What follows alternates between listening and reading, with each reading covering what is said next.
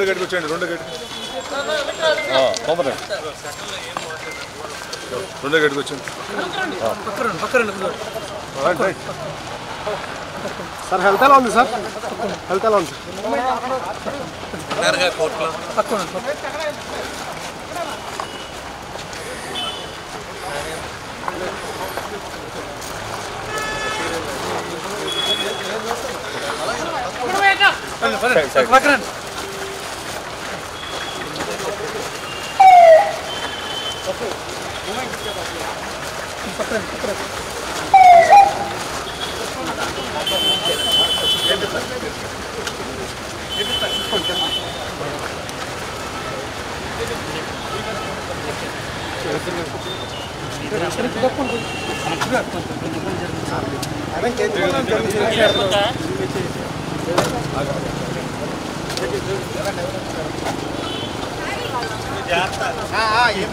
రేపు వస్తానండి.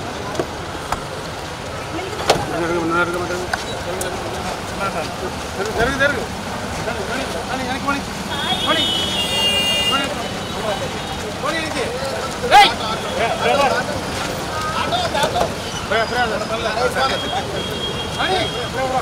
గెలిక గెలిక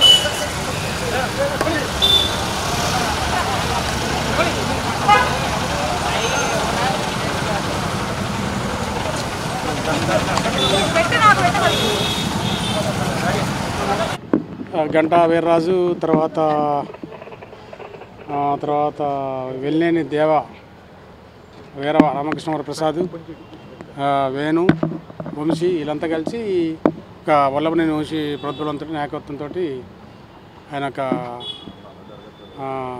ఉత్తర్వుల మేరకు ఆర్డర్స్ తోటి వీళ్ళంతా కలిసి ఒక గ్రూప్గా ఏర్పడి ఇతన్ని బలవంతంగా 9వ తారీఖు నాడు తీసుకెళ్ళి హనుమాన్ జంక్షన్ తీసుకెళ్ళి అతనితో కాగితం రాయించి దాని తర్వాత మళ్ళీ నెక్స్ట్ 10వ తారీఖు నాడు కోర్టుకు తీసుకొచ్చి కోర్టు ముందు కారులో కూర్చోబెట్టి అదంతా కోర్టు పిలిచినప్పుడు కోర్టులోకి వెళ్ళి అతనితో కాగితం ఇప్పించేసి ఇతిరా చేసుకున్నట్టు బలవంతంగా ఇతిరా చేయించి దాంతో అట్లా కాకుండా మళ్ళీ అక్కడి నుంచి కూడా కారులో మళ్ళీ కొంతమంది అనుచరులతోటి హైదరాబాద్కి కరెక్టా AP party BG 5005 black colour కారులో హైదరాబాద్ తీసుకెళ్ళి హైదరాబాద్లో భూజా అపార్ట్మెంట్లో వల్లభనేని వంశీ ఇంటికి తీసుకెళ్ళి ఆ రోజు నైటు వల్లభనేని వంశీ నైటు కిందకు వచ్చి ఇతన్ని పైకి తీసుకెళ్ళి ఆ నైట్ ఆ ఇంట్లో పడుకోబెట్టుకొని తెల్లారి పొద్దున మళ్ళీ మార్నింగ్ 9 గంటల సుమారు 9 గంటల టైంలో మళ్ళీ అదే కారులో భూజా నుంచి మళ్ళీ బలవంతంగా అక్కడ నుంచి వీరాంజనేయులు, తర్వాత వంశీ, అదేవిధంగా ఇంకా వేణు వీళ్ళంతా కలిసి కారులో మళ్ళీ అదే కారులో వైజాగ్ తీసుకొచ్చి వైజాగ్లో అక్కడ మళ్ళీ లక్ష్మీపతి, రామకృష్ణ ప్రసాద్, అక్కడ మళ్ళీ భీమవరపు హితేంద్ర రామకృష్ణ, ఎలియాస్ తాళపూల రాము, మరి అదేవిధంగా గంటా మన వీరాంజనేయులు, అతను వీరాంజనేయులు ఇంకా కొంతమంది కలిసి మళ్ళీ అక్కడ కూడా ఒక హోటల్లో బంధించి ఆ నుంచి మళ్ళీ ఒక అపార్ట్మెంట్లో చేపురోలు శ్రీనివాస్ అని ఒక అపార్ట్మెంట్లో వాడి ఇంట్లో పెట్టిన తర్వాత అక్కడ నుంచి మనం తీసుకురావడం జరిగింది. దానిలో భాగంగా వీళ్ళందరినీ కూడా అరెస్ట్ చేయడం, కొంతమందిని అరెస్ట్ చేయడం, A7, A1, A8, అదేవిధంగా A4, A10 అరెస్ట్ చేయడం జరిగింది. దాంట్లో భాగంగా వీళ్ళని పోలీస్ కస్టడీ తీసుకుని 3 రోజుల నుంచి పోలీస్ కస్టడీ విచారించి వాళ్ళు ఇవన్నీ సీసీ ఫుటేజ్లు ఇవన్నీ ఉన్నాయి కాబట్టి వాళ్ళు ఏం చెప్పడానికి ఈ ఆస్కారం లేకుండా కొన్ని విషయాలు కొన్ని సీసీ ఫుటేజ్లు ఉన్నవి ఇవన్నీ ఏమీ అబద్ధం ఆడటానికి ఛాన్స్ లేదు కాబట్టి వాటిని వెళ్ళాను వచ్చాను మా ఇంటికి వచ్చాడు మేమేం కిడ్నాప్ చేయలేదని చెప్పడం జరిగింది. ఆ రోజు నైట్ నా దగ్గర పడుకున్నా అని చెప్పాడు. మా ఇంట్లోనే పడుకున్నానని తెల్లారి పొద్దున కూడా వెళ్ళాడని చెప్పాడు. ఆ కార్లో తీసుకెళ్ళింది, కార్లో వచ్చింది అతను కూడా చెప్పాడు. వైజాగ్ వెళ్ళింది, అదంతా కూడా క్లియర్ కట్ మనకి అంతా ఎవిడెన్స్, డాక్యుమెంటరీ ఎవిడెన్స్ ఉంది. ప్లస్ సీసీ ఫుటేజ్లో మన హైవే మీద కార్లు క్రాస్ అయినాయి, చెక్ పోస్టుల దగ్గర టోల్ గేట్ దగ్గర చెక్ పోస్ట్ దగ్గర క్రాస్ అయినట్టుంది.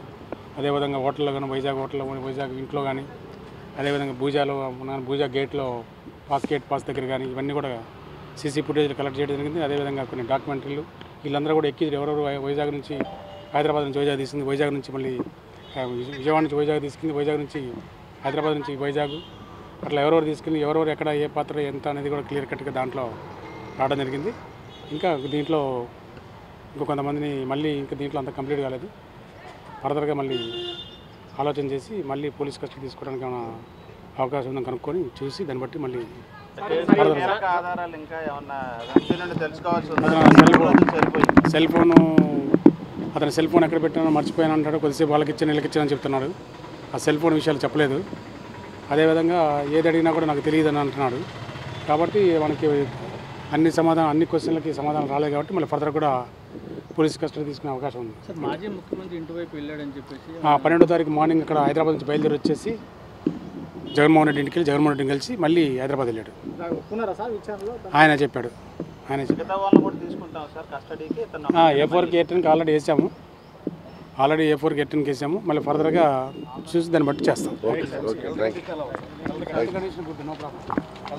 Health condition is good, no problem. Already వేరే డాక్టర్స్ చూశారు, 3 రోజులు ట్రీట్మెంట్ ఇచ్చారు, చూశారు, దానికి ఏం ప్రాబ్లం లేదన్నారు. మళ్ళీ వేరే బ్యారక్ అంటే అతను జనం ఉన్న బ్యారక్లో ఏమని చెప్పి అడిగాడు జడ్జి గారిని. అతను జైలు అథారిటీస్ వాళ్ళ యొక్క సెక్యూరిటీని బట్టి వాళ్ళ సిస్టమ్ని బట్టి వాళ్ళు ఒక సింగిల్ సాలిటరీ సెల్లో వేశారు. అది జడ్జి గారు రిప్రజెంటేషన్ చేసుకున్నారు. వీళ్ళు జడ్జి గారు కన్సిడరేషన్ చేయలేదు. రేపొద్దున మీ మెయిన్ కోర్టులో రెగ్యులర్ కోర్టులో జడ్జి గారి దగ్గర చెప్పుకోండి అని చెప్పారు.